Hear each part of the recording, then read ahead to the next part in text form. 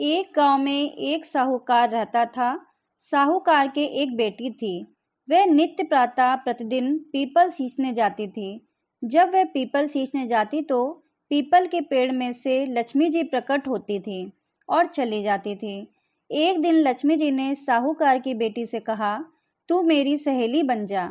तब लड़की ने कहा कि मैं अपने पिता से पूछकर कल बताऊंगी।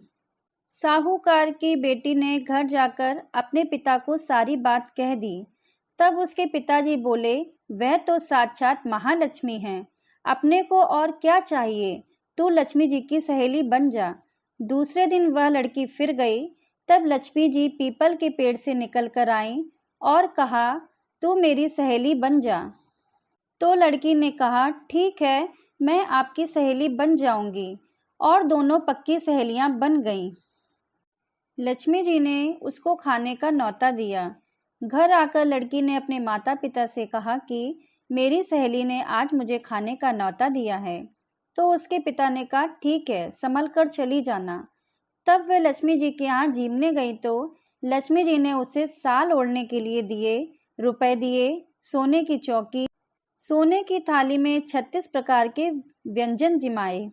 लड़की जिम कर जब वह घर जाने लगी तो लक्ष्मी जी ने पल्ला पकड़ लिया और कहा कि मैं भी तेरे घर जीमने आऊंगी। तो उसने कहा कि आ जाना, पर घर जाकर चुपचाप बैठ गई। तब लड़की के पिताजी ने पूछा कि बेटी सहेली के यहाँ जिम कर आ गई और उदास क्यों बैठी है। तो उसने कहा, पिताजी, लक्ष्मी जी ने मेरा इतना अच्छा स्वागत सत्कार किया है, अनेक प्रकार के भोजन कराए, परंतु मैं कैसे जिमाऊंगी। उन्होंने मुझसे अपने घर खाने के लिए न्योता मांगा है। अपने घर में तो कुछ भी नहीं है। तब उसके पिताजी ने कहा कि गोबर मिट्टी से चौका लगाकर घर की सफाई कर ले। 4 मुख वाला दिया जलाकर लक्ष्मी जी का नाम लेकर रसोई में बैठ जाना। लड़की अपने पिता के कहे अनुसार सफाई करके लक्ष्मी जी का नाम लेकर बैठ गई। उसी समय उस नगर की रानी नहा रही थी। उसका 9 लका हार चील उठाकर ले गई और उस लड़की के घर रानी का 9 लका हार डाल गई।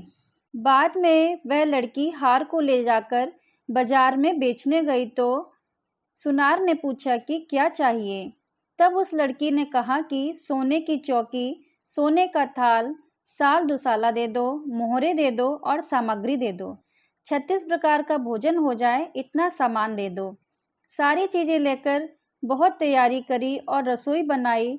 तब गणेश जी से कहा कि लक्ष्मी जी को बुलाओ। आगे आगे गणेश जी और पीछे पीछे लक्ष्मी आई। फिर उसने चौकी डाल दी और कहा, सहेली चौकी पर बैठ जाओ। जब लक्ष्मी जी ने कहा, सहेली चौकी पर तो राजा रानी के यहाँ भी नहीं बैठी, किसी के यहाँ भी नहीं बैठी, तो उसने कहा कि मेरे यहाँ तो बैठना पड़ेगा।